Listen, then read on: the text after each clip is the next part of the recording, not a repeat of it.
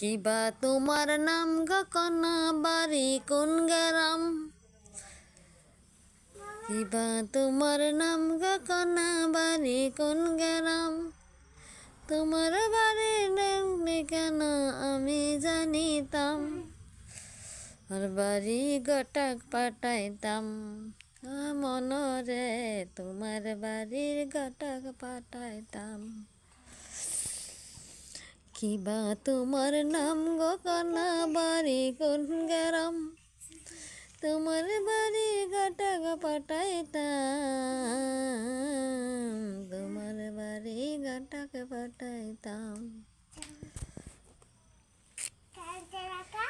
Hello Mishtu, তুমি কি পেনেছ? শাড়ি পিনেছ? কে তুমি একে একে পরেছ? আচ্ছা, তোমাকে তো দেখতে বড় মিষ্টি লাগছে। তোমার কি বিয়ে দিয়ে দেবো? কেন? তুমি তো শাড়ি পরতে শিখে গেছ।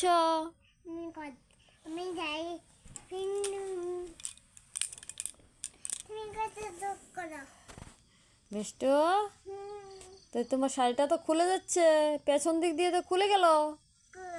দেখো, এ পুরা শাড়ি তো খুলে গেল। হাই রে মিষ্টু, তুমি কি করলে গো? তোমার শাড়িটা পুরো খুলে গেল।